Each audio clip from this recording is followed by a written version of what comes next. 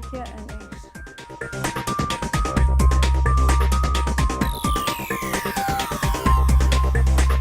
The Nokia N8 has a solid aluminium casing and is available in several colours, and this one we have is in silver. The design feels quite sturdy and durable, and particularly its very bright AMOLED screen, which feels like it could take a lot of abuse and it could still handle the kind of trauma of that. The phone is kind of nicely curved around the sides, but at the top has very sharp edges to kind of contrast that. Its camera kind of sticks out a little bit at the back, but it's kind of, because it's such a big, powerful camera and a 12 megapixel camera, it's kind of understandable. It also has a VGA front-facing camera for video calls, and then it has a HDMI output there, 3.5mm jack for your headphones. Then on the side you have a direct-to-camera button there. That's to lock the phone. These are volume, and that's your kind of menu and homepage button there. A mini USB port, and you have slots for your SIM and micro SD card.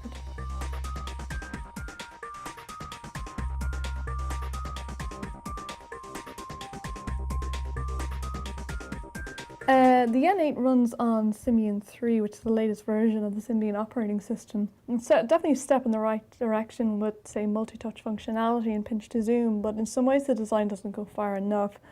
The Nokia N8 focuses a lot on its customizable home screen, where you can kind of put as many widgets on it as you wish for your own purposes. It works quite well in some ways. I quite like how when you turn it horizontally, the homepage sort of changes to accommodate that, which a lot of other phones don't really do. But the only thing is, I think sometimes putting widgets on it, you can't really adjust the size, so sometimes if you just say for a social networking widget, not all the text appears. So I mean, even something like Twitter with 140 characters kind of cuts off there. I think as well, there's text, which another thing about the interface is that the fact with text, when you have it vertically, it's kind of like a traditional older mobile phone keyboard with several letters on each number, and it's only really when you put it horizontally that you get the full keyboard. I mean, a lot of other high-end smartphones will have a full enough keyboard on the when it's placed vertically, but I just think it should have been the same for this.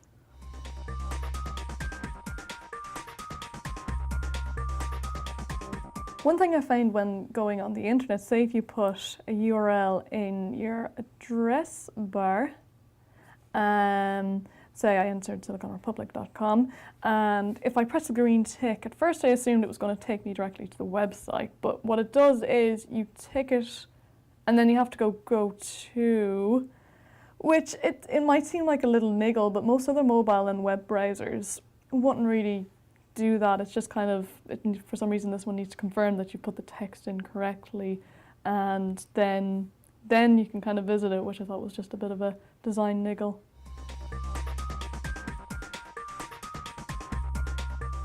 Also, in regards to apps, in order to access the ones you've downloaded from the iOS store, if you go to your menu button and then click applications, you can access the apps that you have, which I thought was just a bit long-winded. You know, most say with iPhones they're directly on the home screen, or with Android you just have to go options or menu. And I just felt that, say, you know, apps are so important to smartphones, they should be directly accessible.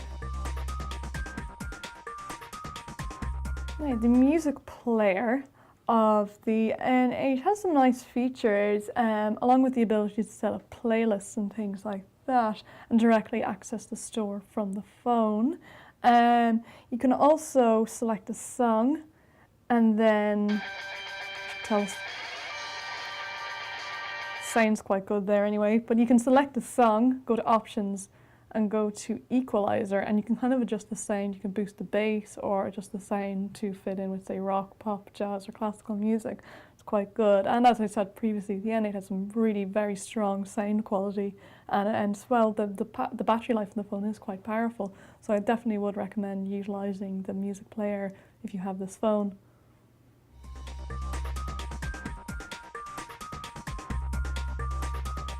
One of the biggest features on the N8 is its 12 megapixel camera with a Carl Zeiss optics and a xenon flash.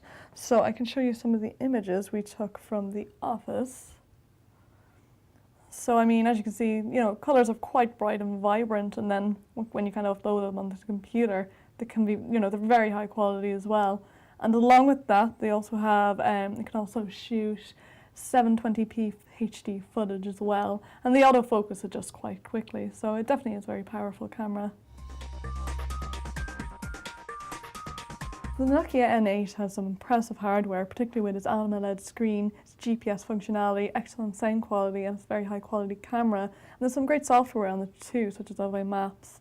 However, while it's a step in the right direction, Symbian 3 still can't really compete with the other smartphone operating systems, many frustrating design flaws impeding on the usability of the device. That said, it's certainly one of the best Nokia phones in the market right now. So there you have it, that's the Nokia N8.